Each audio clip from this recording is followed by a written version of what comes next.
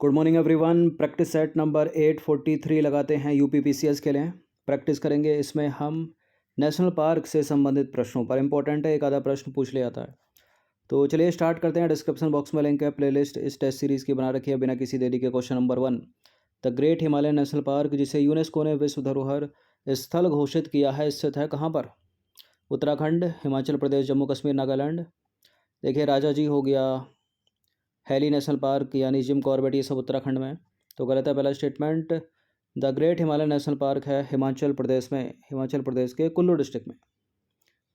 तो the great Himalayan national park Himachal Pradesh के Kullu district में स्थित है। यह पार्क अपनी जैव विविधता के लिए प्रसिद्ध है और हिमालय के भूरे भालू वाले इस पार्क में समशीतोष्ण से लेकर अल्पाइन वन पाए जाते हैं।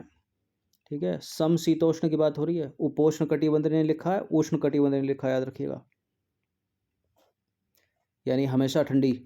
निम्नलिखित में से कौन सा नेशनल पार्क पूरी तरह से अल्पाइन कटिबंधीय क्षेत्र में स्थित है? पूरी तरह से अल्पाइन। देखिए मानस असम में है, ये तो हो नहीं सकता। अरुणाचल प्रदेश का नाम दफा भी नहीं हो सकता।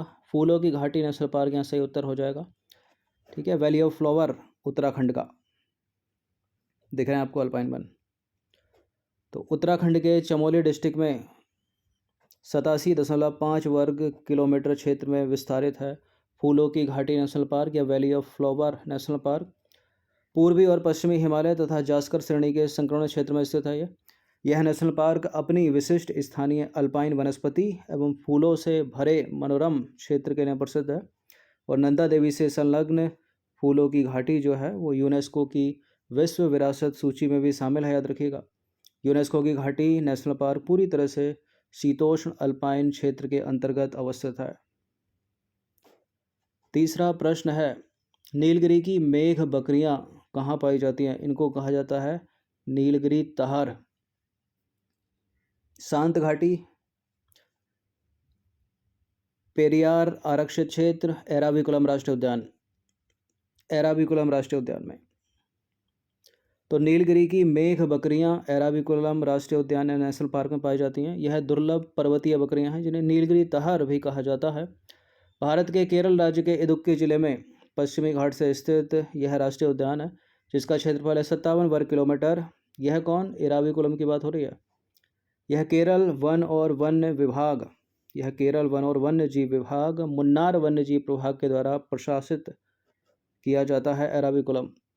देखिए पश्चिमी घाट हो गया, अन्नामलाई उपकुंज सहित एराविकुलम राष्ट्रीय उद्यान का जो पूरा इलाका है वो यूनेस्को की विश्व धरोहर समिति द्वारा एक विश्व विरासत स्थल के रूप में चयन के लिए विचाराधीन है। ठीक है, विचाराधीन है। नंबर 4 पर आ जाइए। निम्नलिखित में से कौन सा छत्तीसगढ़ में स्थित है? छत्तीसगढ़, छत्तीसगढ़, छत्तीसगढ़, छत्तीसगढ़। इंद्रावती राष्ट्रीय उद्यान छत्तीसगढ़ में। ठीक है, ऑप्शन नंबर सी है इसका आंसर। तो इंद्रावती राष्ट्रीय उद्यान जो है वो छत्तीसगढ़ में स्थित है। बात करें अंशी की, अंशी राष्ट्रीय उद्यान है कर्नाटक में, बेतला राष्ट्रीय उद्यान है झारखंड में, और गुगामल राष्ट्रीय उद्यान है महाराष्ट्र में। मैच करने के लिए पूछ सकते हैं।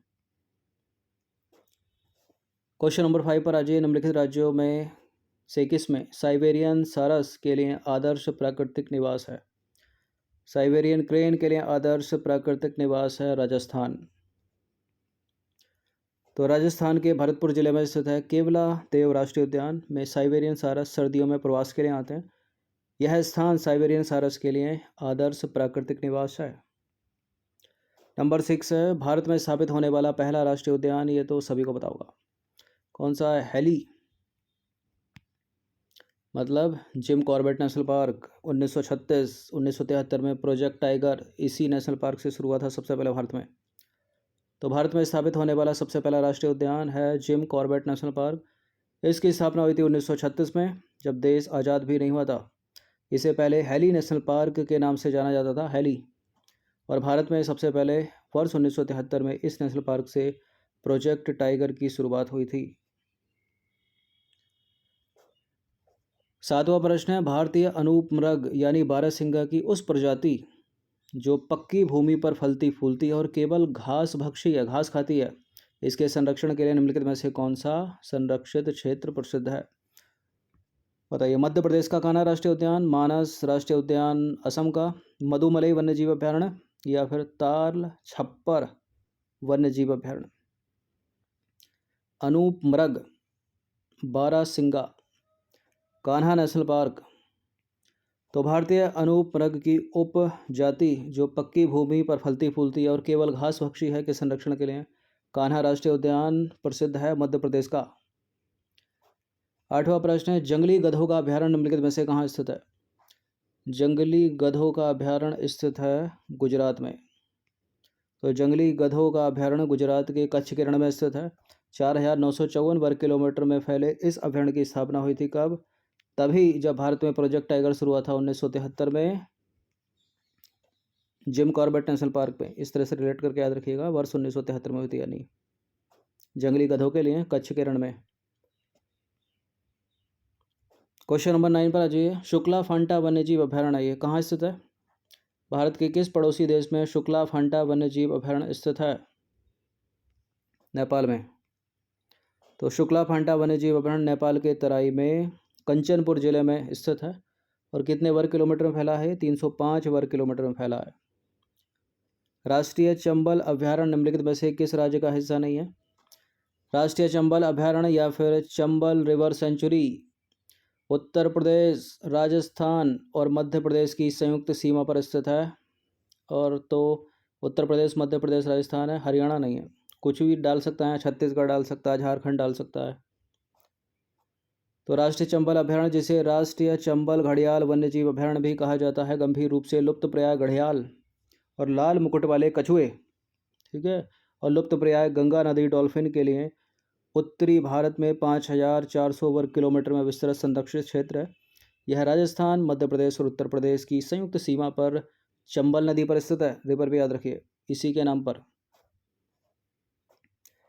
11वां प्रश्न बटरफ्लाई पार्क से रिलेटेड। भारत का पहला है, भारत का प्रथम तितली राष्ट्रीय उद्यान कहाँ पर स्थित है?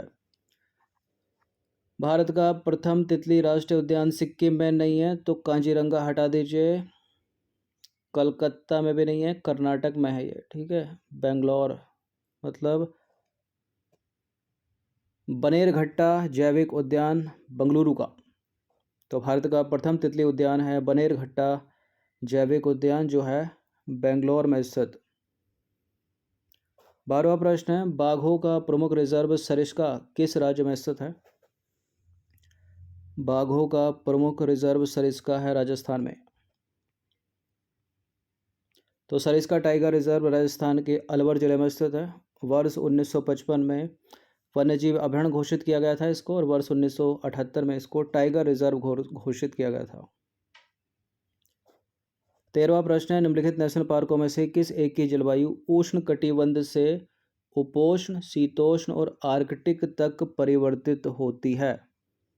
बताइए। कंचनजंगा राष्ट्रीय उद्यान, Nanda Devi national park, Neora valley national park या नामदफा नेशनल पार्क अरुणाचल का। अगर आपको ये भी पता होगा ना कि किस किस स्टेट में है, ठीक है, तब भी आप जो है अंदाज़ा लगाकर सही कर सकते हैं इस प्रश्न को। कंचनजंगा नेशनल पार्क सिक्किम में है या उष्ण कटिबंधीय तक तो जाता नहीं होगा वहाँ पे, ठीक है, ये तो होगा नहीं, तो गलत है पहला। नंदा देवी में भी नहीं, ठीक है। Neora valley national park, Neora valley है वेस्ट बंगाल में, पश्चिम बंगाल में, उष्ण कटिबंध और उपोष्ण तक रहती है, शीतोष्ण भी है लेकिन आर्कटिक तक नहीं जाती है, तो इसको हटा दीजिए। अब नामदफा अरुणाचल का, यहाँ पर गर्मियों में उष्ण कटिबंध, ठीक है, फिर धीरे धीरे उपोष्ण तक, शीतोष्ण भी जाता है और सर्दियों में आर्कटिक तक भी जाता है, तो डी आंसर हो जाएगा इसका। तो अरुणाचल प्रदेश में स्थित है नामदफा नेशनल पार्क या टाइगर रिजर्व। इसकी जलवायु उष्ण कटिबंध से उपोष्ण, शीतोष्ण और आर्कटिक क्षेत्र तक परिवर्तित होती है।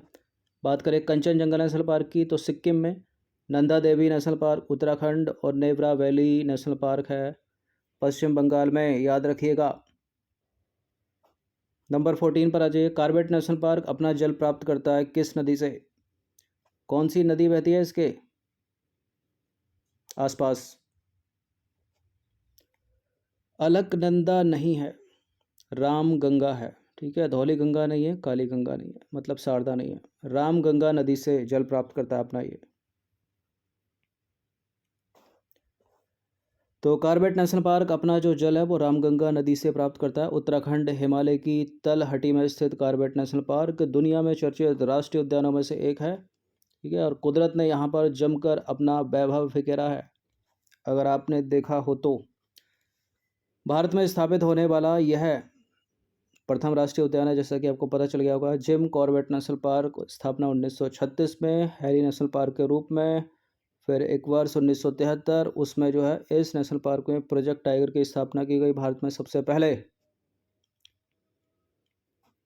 15 प्रश्न है, पारिस्थितिक दृष्टिकोण से पूर्वी घाट और पश्चिमी घाटों के बीच एक अच्छा संपर्क होने के रूप में निम्नलिखित में से किसका महत्व अधिक है? शेषाचलम बायोस्फीयर रिजर्व, नागरहोल राष्ट्रीय उद्यान, नल्लामला वन क्षेत्र या सत्यमंगलम बाघ आरक्षित क्षेत्र? बताइए, पूर्वी घाटों और पश्चिमी घाटों के बीच। नागरहोल को एलिमिनेट कर दीजिए, शेषाचलम आंध्र प्रदेश को एलिमिनेट कर दीजिए, या तो ए है या बी है सत्यमंगलम। तो जो सत्यमंगलम बाघ आरक्षित क्षेत्र है ईस्टर्न घाट और वेस्टर्न घाट के मिलन स्थल पर स्थित है। बाघों के अलावा इस टाइगर रिजर्व में आपको मिलेगा लकड़बग्गा, तेंदुआ और हाथी देखने को। यह तमिलनाडु का सबसे बड़ा वन्यजीव अभयारण्य है। देखिए, नल्लामला वन क्षेत्र की बात करें तो वो आंध्र प्रदेश में, जैसे कि शेषाचलम वन्यजीव आरक्षित क्षेत्र भी आंध्र प्रदेश में, और नागरहोल कहाँ पर है? कर्नाटक में। जो शेषाचलम है वो आंध्र प्रदेश का पहला जीव मंडल आरक्षित क्षेत्र है, याद रखिएगा। और तमिलनाडु का सबसे बड़ा वन्यजीव अभयारण्य है सत्यमंगलम आरक्षित क्षेत्र, पूर्वी घाट और पश्चिमी घाटों के मिलन बिंदु पर स्थित।